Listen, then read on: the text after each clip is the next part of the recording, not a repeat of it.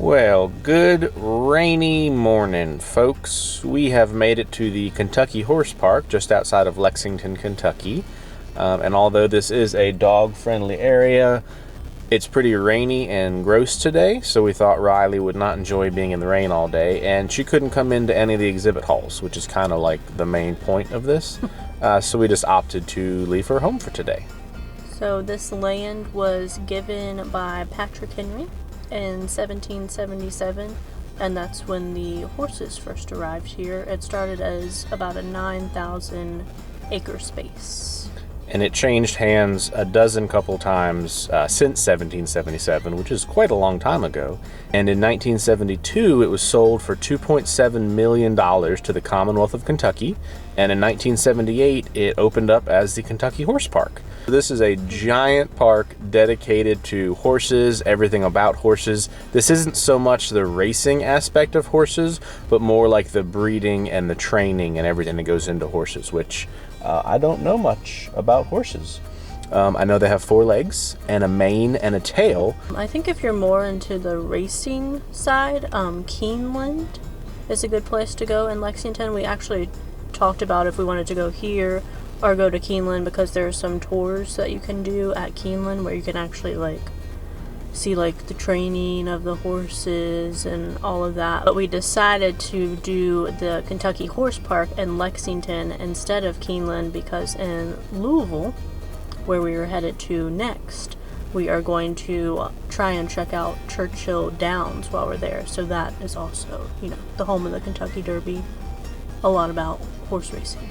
Yeah, so we figured here we'd learn about horses, and in Louisville we'll learn about horse racing, so that should be pretty neat. But yeah, we're kind of going in with an open mind, and we're just going to spend a few hours here exploring and learning about the horses of Lexington, Kentucky.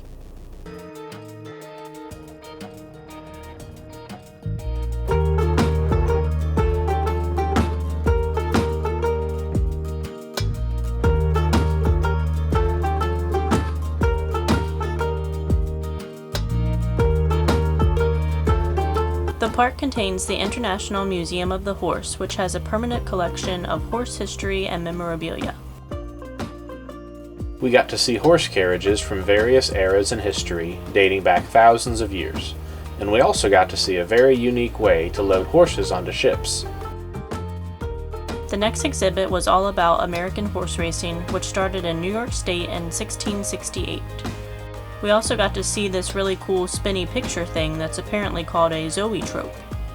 After watching it spin for a bit too long, we ended up in the trophy room, where they have a collection of dozens of trophies from races throughout history. The museum also has a rotating gallery, and we were able to see an exhibit all about Arabian horses from the Middle East. One of the coolest parts of this exhibit is that you could choose a horse on an interactive display, and each time you got to another display, it was able to recognize you and pulled up the horse you had selected so it could follow you throughout your journey. It knows it's me. These displays taught you what the horses needed on their desert expeditions, what they like to eat, and their favorite movies. Okay, we're just kidding about that last one.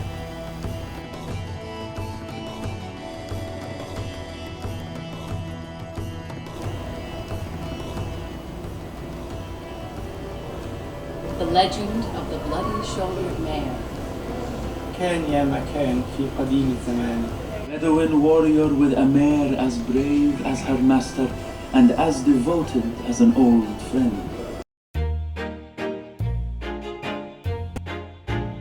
If you didn't know, George Washington introduced the mule to America. How'd you know that? Just random facts I have in my head. Didn't have anything Also, to do this with thing this. behind you right here.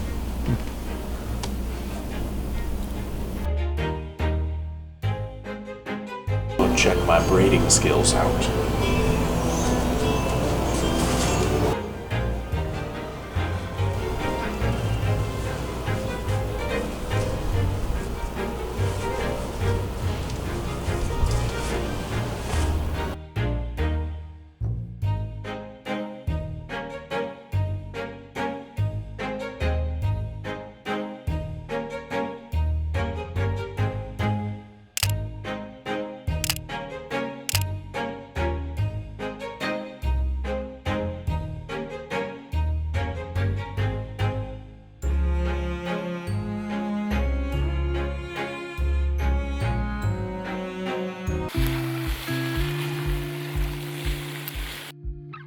After we left the museum, we headed outside to the big barn where we were able to meet a few of the draft horses that call the park their home.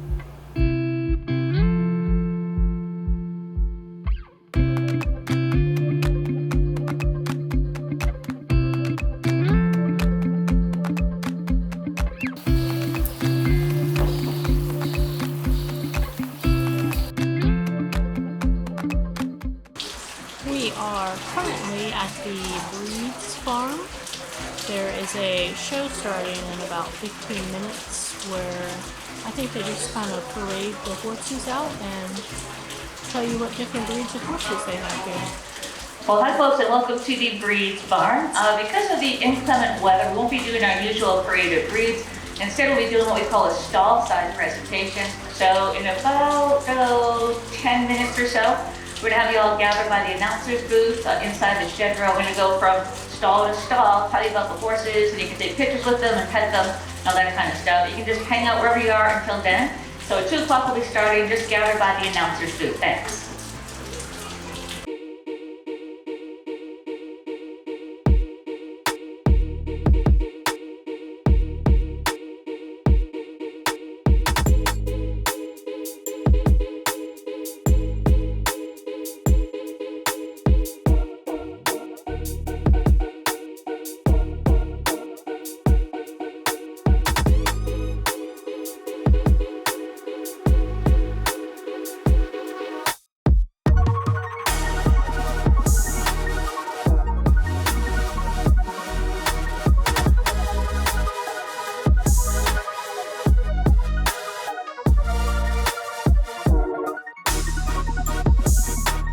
Alright, so because of the inclement weather, you heard the announcement, they kind of changed the show, and so what they're doing is they're walking stall to stall, showing off all the horses, and it's basically like 50 people squished into a little area walking from stall to stall. And that's not really what we're about.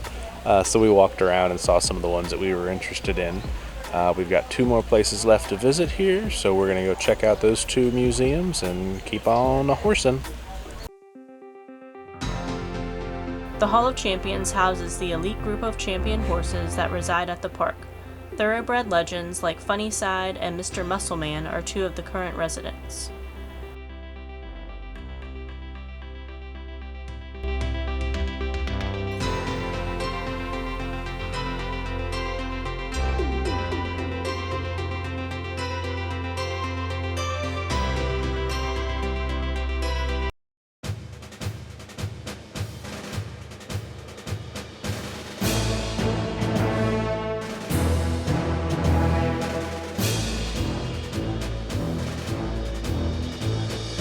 The last barn we checked out was the Mounted Police Barn, which might have been our favorite. We met perhaps the largest horse at the park, Koda, standing at over 17 hands and weighing over 1,700 pounds. Get him settled here. Sure. He doesn't realize how big he is, which is the reason to be cautious around.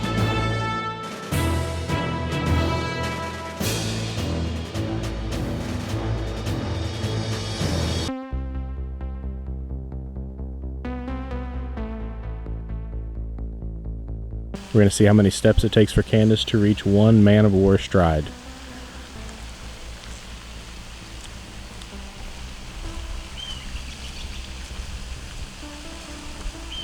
Well, 12.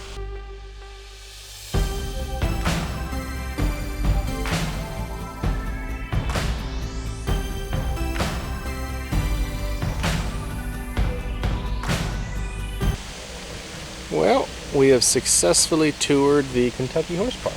What'd you think? I really liked it. Would definitely recommend coming. We spent like 2 hours just in the museum, and like we easily could have spent double that time there, and that was just one part of the place. Yeah, I think I read online that someone said try to spend between like 4 and 6 hours here, and I was like, well, there's no way that's possible. But yeah, the museum was way better than I expected it to be. It was kind of rainy today, so some of the events were kind of moved around and different. Yeah, if you guys are in the area, definitely check out the Kentucky Horse Park. This was a lot of fun. It's a little pricey. Parking is $6 and adult tickets are $20 each, so almost 50 bucks, but we did spend the majority of the day here. So what are we doing next, Candace? Probably eating something because I'm very hungry. Yeah. Then I don't know. All right, that sounds like fun.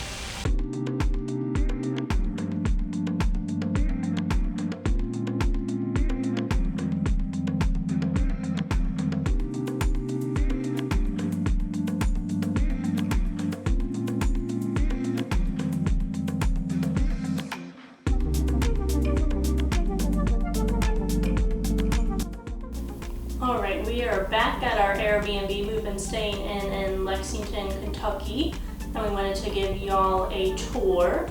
This is the living space, in case you can't tell. They've got a very lovely blue velvety couch that I'm loving, and they've got Andrew's new favorite table. I've always wanted one of those like elevating coffee tables. I think they're really, really cool. I've been working there the last couple of days, and it is just cemented in my mind that I have to have one of those. So we're going to start a GoFundMe so I can afford one, please. Yeah, they're very expensive. One of my favorite parts about this Airbnb, and a bit of a unique part that you don't find in a lot, is that this one has a little record player set up, and they've got like 10 to 15 different records for you to listen to. Also got a giant TV if you don't want to listen to the records. And then to the left of me is this cute little fireplace area. I'm gonna say it's not a working fireplace, being that there are books inside of the fireplace, but if you want to read a book, there you go. And next, let's head out into the hallway and check out one of the 2 queen bedrooms. Voila, here it is. So this is one of the 2 queen bedrooms. This one is located at the front of the house. We haven't slept in this one yet, but I did lay across the bed the other day, and it's pretty comfy. And I love the cute little vintagey chair they have in this room as well. Alright, now let's check out the bathroom. Pretty standard bathroom. Sink, toilet, shower. Yeah, you wouldn't believe it, but behind that shower curtain is actually a shower. It's pretty small, so I'm just gonna poke my head in there. That's what it looks like, and that's the bathroom. And then head on down the hallway, and this is gonna be the second queen bedroom in the back of the house. This is the one we've been staying in. This bed is also super comfy. And I love that this room has a little workstation set up with a very cute desk. That's where Candace has been working, because I've been monopolizing the really cool table in the living room. And across the hallway, we are going to head into the kitchen dining area. So this kitchen has a cute little dining nook with several chairs. And then it is a full-size kitchen. So you know it's got your kitchen stuff, your fridge, your sink, microwave, stove, oven. All the stuff people need to cook with. Also got pots and pans, as well as some storage as like a little pantry. And then behind this very cute sliding barn door. There's a bunch of chemicals. Yay, chemicals. So this is where the washer and dryer are for you to do your own laundry. If you jump around from Airbnb to Airbnb like we do, being able to do your own laundry is mucho importante. And then through the laundry room is how you get access to the backyard. So the entire backyard is gravel, which hasn't been a problem. Riley's been fine just to use the bathroom on the gravel. It hasn't affected her at all. So it has a really nice picnic table that we sat at yesterday and did some reading in the evening once it cooled down, as well as 2 Adirondack chairs if you want to sit down and have a nice comfy spot. So this house also has a really cute front porch that we enjoy sitting on for the first time ever right this second. We've really been utilizing the backyard space more than the porch space. Yeah, a little bit more private, but still nice. This house is great because it's minutes from the interstate. As soon as you get off the interstate, you drive for like less than 10 minutes and you're pulling into the house, which is great. But it's also super close, even within walking distance, to like downtown Lexington. So there's tons of coffee shops, restaurants, museums, whatever you're looking for. Literally just like 10-15 minute walk away. Yeah, and it's super affordable. As always, we'll put the link in the description below so you guys can check it out for yourself. But I'm not sure that you could really find a better, closer spot than this one right here. And that's going to do it for our time here in Lexington, Kentucky. We have one more night in the house before we hit the road tomorrow to get to our new destination. So as always, we'll see y'all somewhere. I've forgotten everything that you just told me to say. So a stride is from the hoof touches one, and then the next time the next same hoof. Forget there. Exactly like that. This park is a tribute to horses, or equine.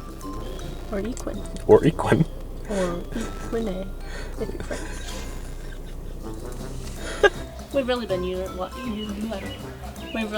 but we're actually we did. Thanks for watching Riley Roams. Please subscribe to our channel to keep up with all of our travels. Don't forget to hit that like button and leave us a comment below about your favorite part of this video.